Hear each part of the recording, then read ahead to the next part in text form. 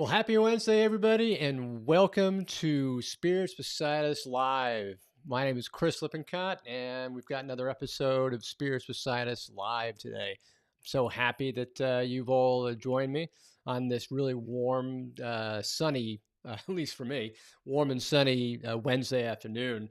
Right now, it's perfect. It's kind of like in the low to mid 70s. It's sunny, it's sunshine, bright blue skies. It's like a perfect May day. So I'm in heaven here, right? So I'm glad that you're all with me. If you want to give me a shout, let me know where you're from. Type in the chat. Love to see, who's here, where you're from, what you're doing, what you're looking to learn.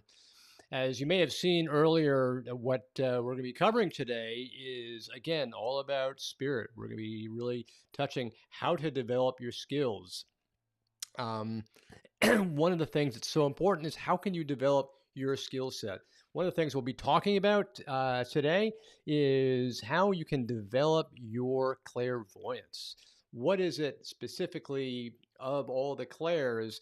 We're going to be touching on clairvoyance today. How can you develop your clairs? What is it that you can do to work with all your psychic senses that'll help you to connect with spirit, receive information from spirit, and what is it that you can do in your own practice to make that something that's so tangible for you that you know you're connected, you know you're with spirit, and you know the information that you're receiving is spirit and not your imagination. So that's what we're going to be covering today. So I see, hi, Jane from Florida. That's great seeing you here again. Um, and with the psychic senses, one of the things I want to touch base on is it's your psychic senses. If you remember, we've spoken about this in the past. Psychic senses are really kind of important because they are the foundation for all of mediumship. And so as I kind of go backwards, who am I to be telling you this? How do I know about mediumship? Well, my name is, as I mentioned before, it's Chris Lippincott, but I've been an international medium, best-selling author, and spiritual teacher for years, and I've been working with spirit for upwards of 2 decades, but it's really only been as my adult life where I really became that much connected to spirit. And so one of the things that I do all the time is try to develop my senses and my abilities each and every waking day, right? So I see, hi Richie, how you doing? From California. So I'll bet you your weather is even better than ours here in New Jersey. 'Cause it's only now that we're finally getting this great weather, right? Although you've been getting a lot of rain out in California, probably sorely needed, I bet. And I see Marianne from Massachusetts. How you doing, Marianne? It's great. Um, so going back to the clairs for a moment, the clairs are really your foundation. The clairs are something that are so fundamental to your mediumship and your connection with spirit. That's really where you have your link, right? So work with that. And as I go through the conversation, as I go through the topics today, definitely ask questions. Ask me questions in the chat. Look at, what is, troubling you. What are your frustrations? What do you want to learn? What is it that you'd like more clarity on as I'm going through it? Because the only question that's a silly question is the question that is not asked. So if you got a question, let me know.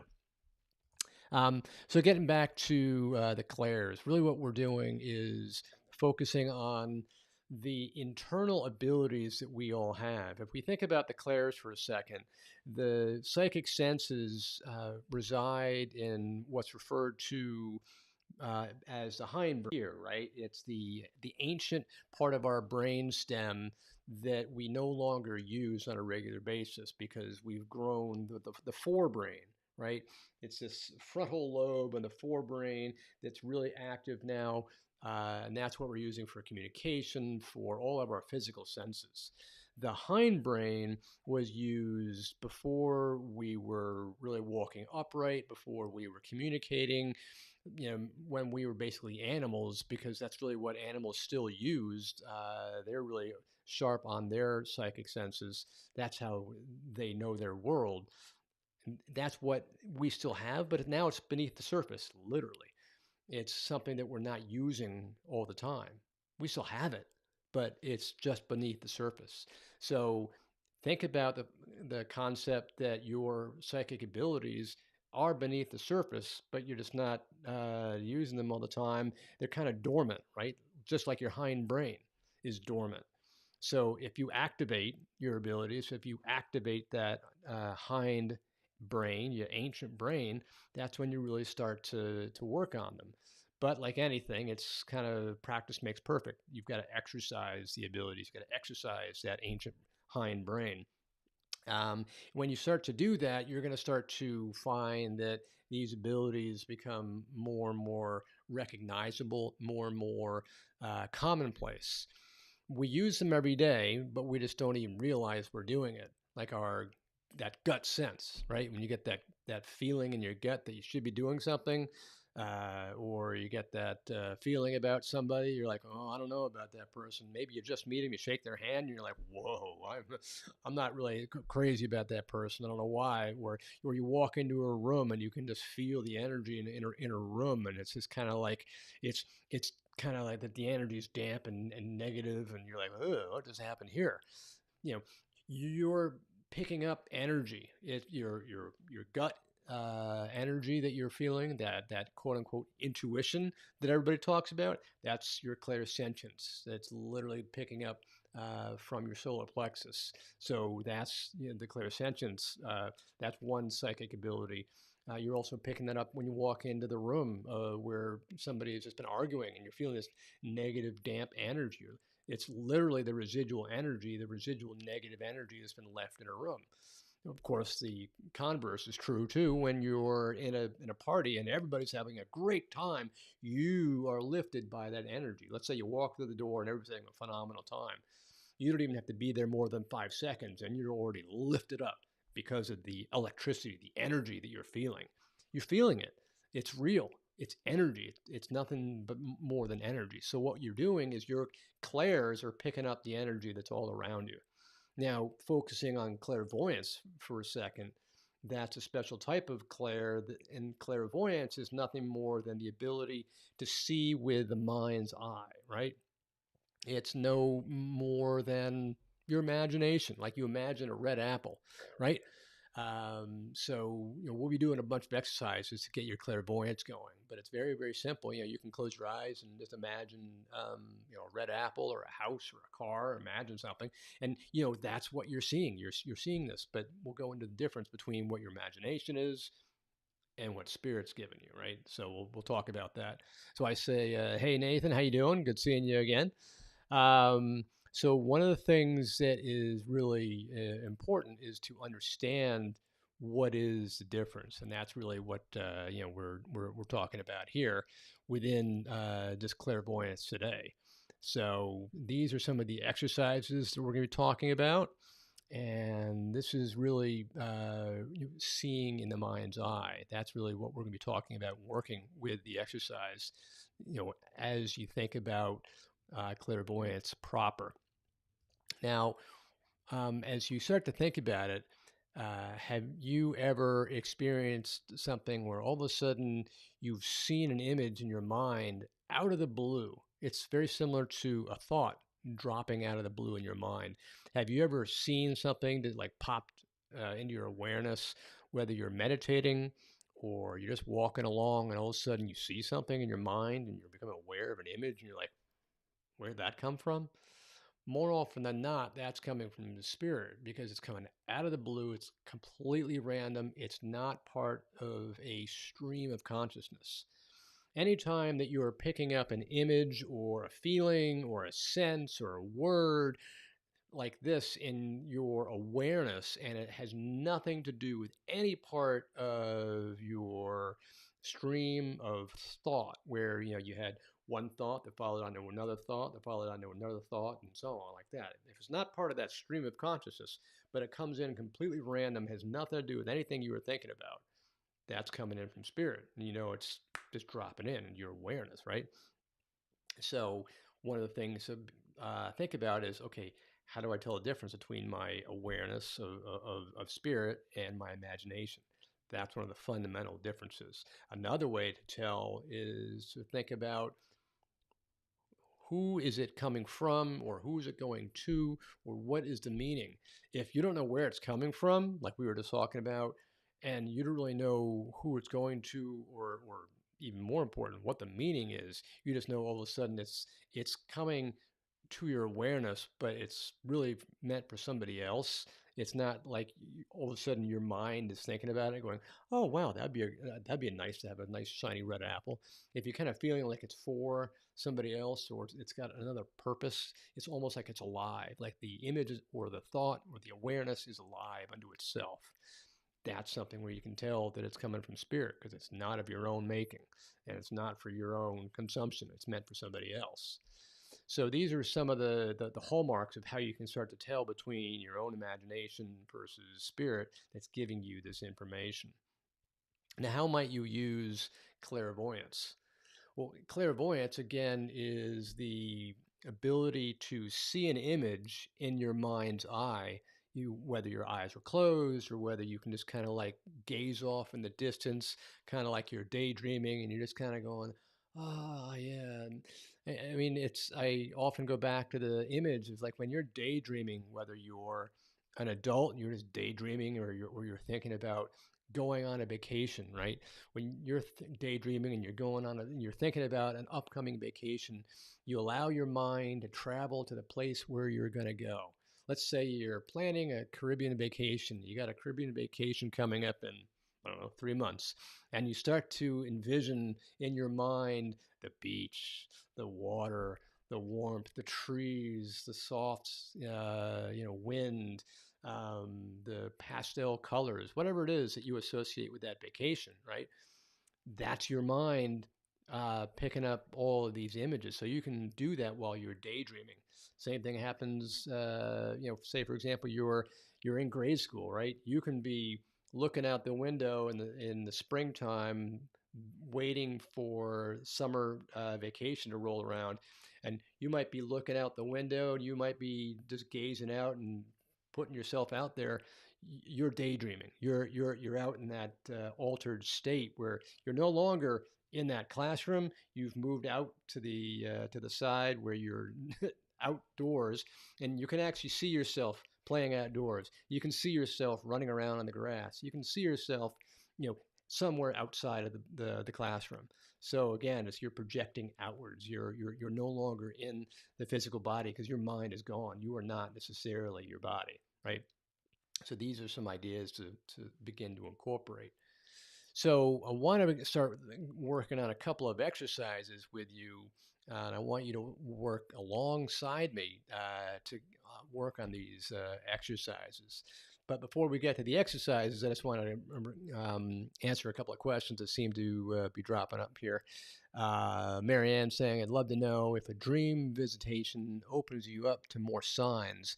I had a dream visitation in 2008 from a man who I love who died in 1982. Started to receive other signs from him, also from others. Great, Marion. We'll touch base on that after we do the exercises. And I see hi Shelley from Pompton Plains. How you doing? Good seeing you.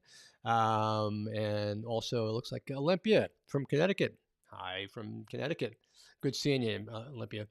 So let's start working on some of these exercises, shall we? The exercises for clairvoyance, and I want you to work alongside with me. So these are exercises that you can do every day.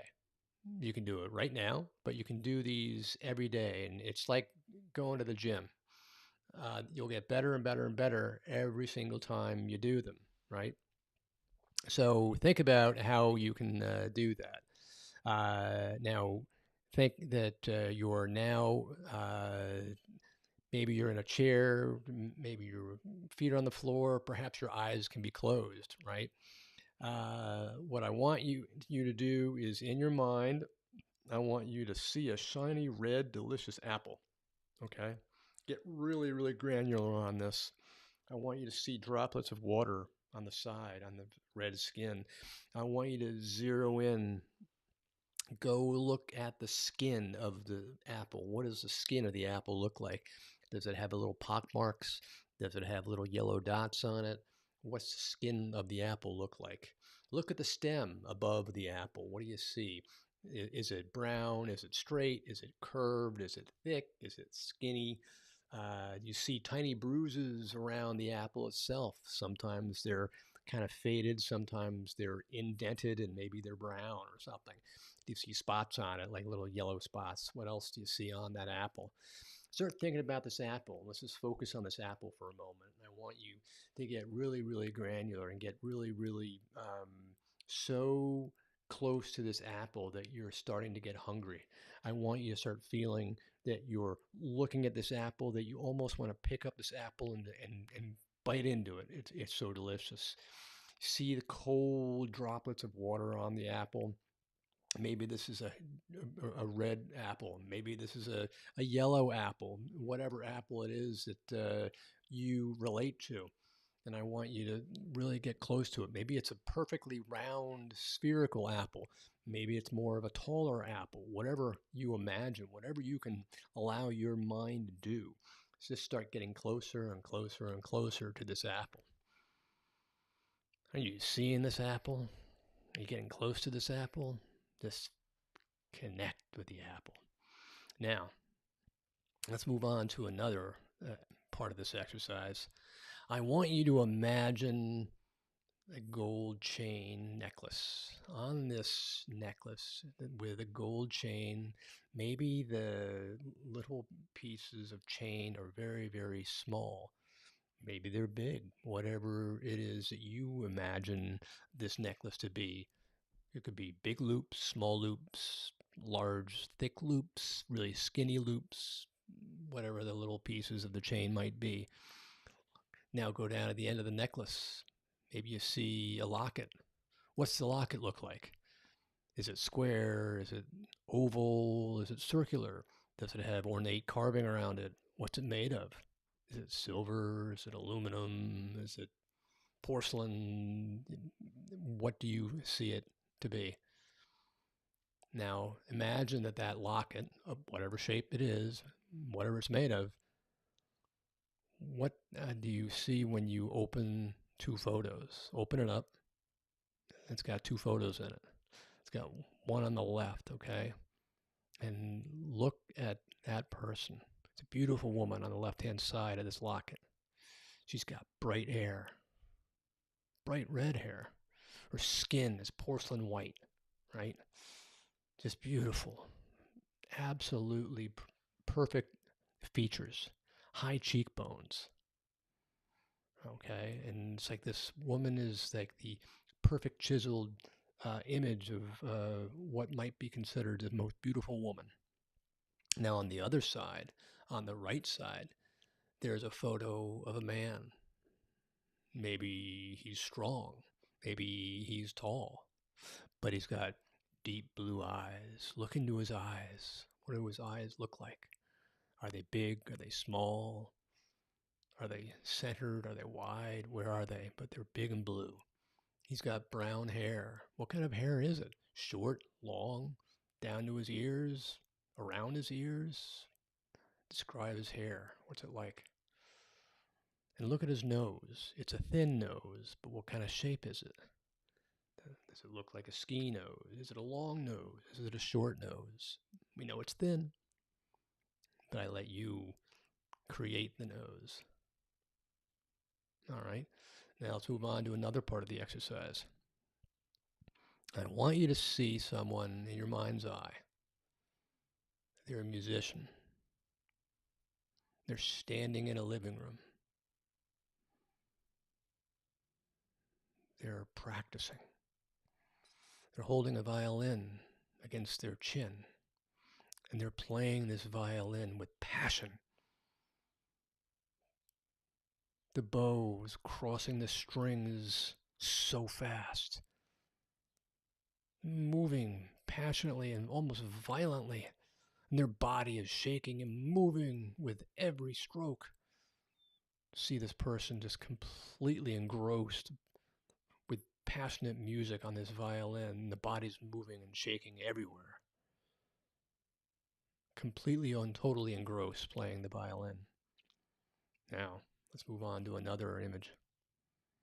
I want you to imagine a steam train, an old steam train. It's been well kept, repainted, re-oiled. It's now in perfectly working condition. It's pulling into the station. See the steam on the engine belching out, puffing out, right? Lots of steam everywhere from every nook and cranny. See the smoke, the black smoke coming from the locomotive as it's pulling in. See white steam coming from the pistons. See the white steam coming from the rest of the mechanical parts of the engine. Now, as the engine goes by, see the old passenger cars as they're attached. Maybe first you see the tender with the coal and the water. After that, you see the cars. Maybe the windows are down because it's a nice spring day. Maybe there are passengers inside. Maybe the seats are made of leather. What color are the seats? Are they green? Are they blue? Are they brown? What color are the cars? How long are the cars? How big are the cars? How many people are in the cars? How large is the locomotive? How much steam is coming out? What's the station like? What's the platform like? Is the platform the length of the entire train? Does it go all the way to the left and all the way to the right? What's it made of? Wood? Old wood? New wood? Think about all these things. Now, the one that I want you to do every day, that's great, is I want you to imagine a red triangle in your mind's eye. Just first think of a red triangle. And the exercise would normally be think about a red triangle for 60 seconds. But we're not going to do that today. Just think of a red triangle for now. Now I want you to imagine inside of that red triangle, I want you to see a yellow square. And I want you to see the yellow square. Inside that yellow square, I want you to see a blue circle. What's a blue circle look like? Big, thick, small, large? And then I want you to see inside that a green rectangle. Or you could do it reversed. You could see a red triangle that is inside a yellow square, which is inside a blue circle, which is inside a green triangle.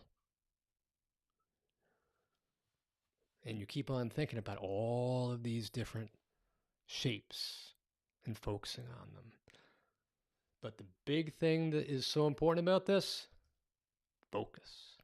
Because these exercises help you to focus your attention on the object that you're seeing. And the most important part of your psychic senses and any mediumship in particular is the ability to focus your awareness. It's very similar to meditation. Maybe you're in meditation, and if you're unable to focus, your mind's going to be bouncing all over the place. So what are you going to use to focus? Maybe you're going to focus on a mantra, whatever that mantra might be. It could be I am light, or I am love, or I send peace to the world, or you name your mantra, whatever your mantra might be. It helps you to focus.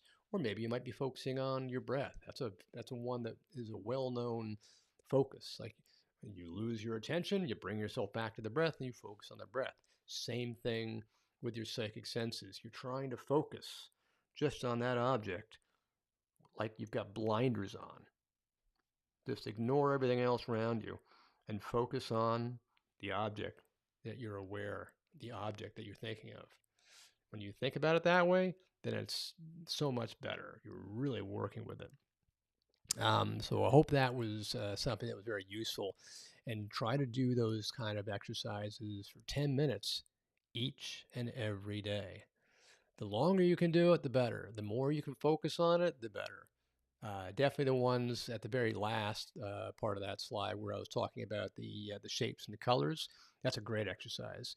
If you can do the shapes and the colors and the geometric progression, 60 seconds for each item, where all the sides are touching, that's a great part of the exercise. That really helps you to focus. It really helps you to zero in your clairvoyance.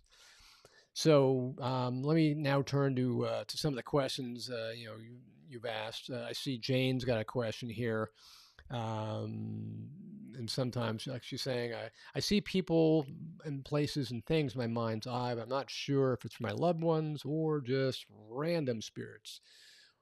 Interesting question. Usually, random spirits are not going to connect with you unless you invite random spirits in, because spirit, if you remember, cannot interfere with our free will. We have complete free will, and that's the gift from Source. We have free will, and nobody can do anything, that is going to influence or take control of our free will. So if you allow this random spirits, if you say, "Come on in, sure, I'd like to invite you in. Let's, anybody in. I'll take anybody." They'll come in. But if you don't allow them in, they won't come in. They can't. It's just the universal law. If, on the other hand, you're connecting with your loved ones in spirit or your family or people that you know, and you're allowing them in, then they'll gladly come in because they always are trying to reach us. It's us humans here in the physical material world that have the veil on. We're the ones with the blockages on. We're the ones that specifically have the block on so that we can't connect with anything else until we allow ourselves and our brains and our minds to open up to a greater awareness.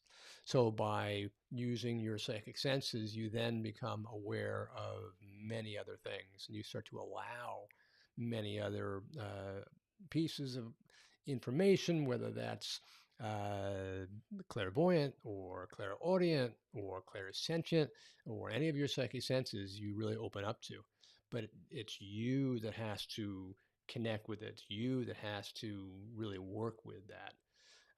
So I hope that kind of answers the question, because there's the question of, is it me or is it spirit? And then the other question of, is it loved ones that I knew or is it just random spirits? And don't forget, also, many times what we're trying to do is we're trying to not only learn how to connect, not only for our own purposes, but what we are doing is trying to connect to help the rest of the world. We're trying to connect with spirit so that we can pass spirit's love and help to the rest of the world. So it shouldn't be just be focused on us. When you begin to learn how to connect with spirit, it's so that you can pass on their messages, you can pass on their love, you can pass on their healing, right? That's really what this is all about. So I kind of hope that answered your question, Jane. And Kathy's finally saying, I'm here. I'm glad to have you here. Hi, Kathy. Glad to finally see you. Um, so that's really everything about clairvoyance today. I hope the exercise was something that was helpful, was useful. Hope you were able to follow along with the exercise. Let me know if you like the exercise. We can keep doing those exercises more. And that's really what this is all about, is like trying to teach you to improve your skills, improve your ability, improve your connection, and develop the tools that are in your toolbox so that you can connect even better, right? And Rebe is like saying from Mexico, hey, all the way from Mexico. Great seeing you. Glad to have you. And Jane, I'm glad that my answer was helpful. So that's good. So if you've got any questions, let me know, because that's what I'm here for, is to try to answer your questions.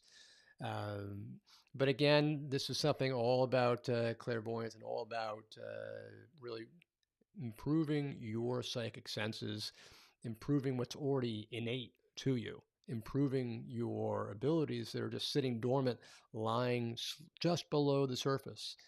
And it's your responsibility to start working with those abilities that are sitting right down here, right beneath the surface, get them active again, get them working again. And it's like going to the gym. The only way you're going to build your muscles, the only way you're going to get that tone is by going to the gym and exercising it. You know, you can eat all the protein you want, but you're not going to build the muscle unless you're actually doing the exercises.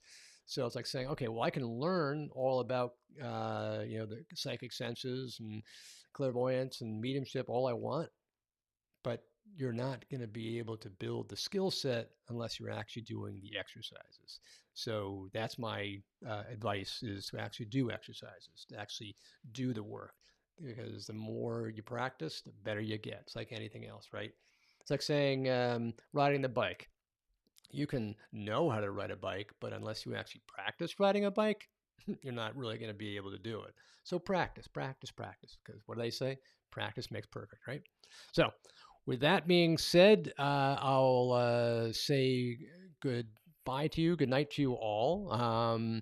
If you are, having any questions at all, by all means, drop me a line. You can reach me at this email, chris@montclairmedium.com. I'll, respond to your questions or, your thoughts. That's, what I'm here for, is to try to help you out.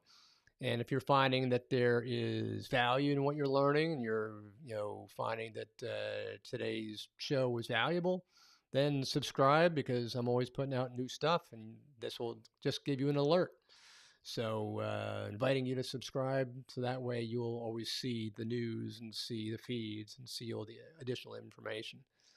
So with that, I send you love and light. And this is Chris, and I'll sign off again for now.